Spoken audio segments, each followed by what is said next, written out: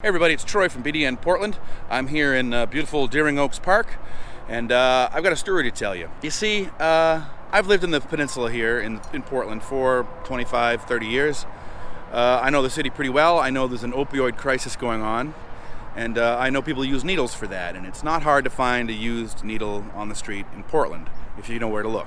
But last week, I had a couple show up in my yard, and that was freaky. That was a little different. You know, it's my yard, it's my neighborhood. Immediately I thought, well, I gotta clean these up, but I didn't know what to do with them. I had no idea what to do with them. So, being a reporter, I started asking some questions, and I got some good information from the city about what to do with them, but I also found some pretty amazing and astounding numbers. First of all, the instructions. If you find needles in your yard, the city recommends that you pick them up wearing gloves in the middle, stay away from the pointy end, and put them in a puncture-proof container like a soda bottle or an old detergent bottle, seal it up, label it biohazard, and then simply put it in the trash. You can just throw it away after that. They'll take care of it from there.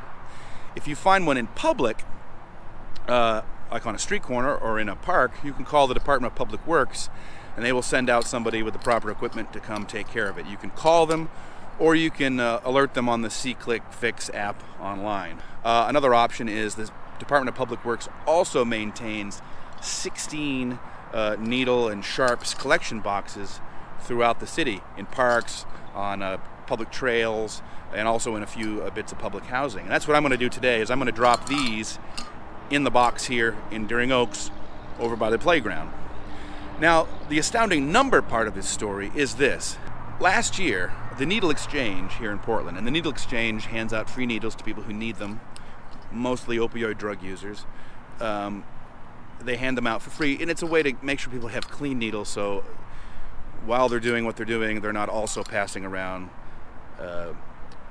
bloodborne pathogens like HIV and hepatitis. It's part of a broad harm reduction strategy. Anyway, the Needle Exchange here in Portland handed out almost 200,000 needles last year. Just last year, 200,000 needles in a year. And that's in a city of less than 75,000 people. And in the past 3 years, the Needle Exchange has handed out something like 500,000 needles. It's not just Portland, it's one of 7 needle exchanges in the state, and it's the only one south of Lewiston. So they're also handing out needles to people from all of York and Cumberland County. In fact, the Needle Exchange says that it actually takes in more needles than it hands out. I don't know where the other needles come from. Even though it's freaky to find these needles in my yard, I guess when it's all said and done with that many needles out there, and those numbers only come from the Needle Exchange, there are more needles in the world than they pass out. It's kind of a wonder in a city like this, in the midst of an opioid drug crisis like this, that they're not heaped up on every single street corner. It's because they're doing a good job of cleaning them up. So I'm gonna go do my part, put these in the sharps container. Stay safe out there.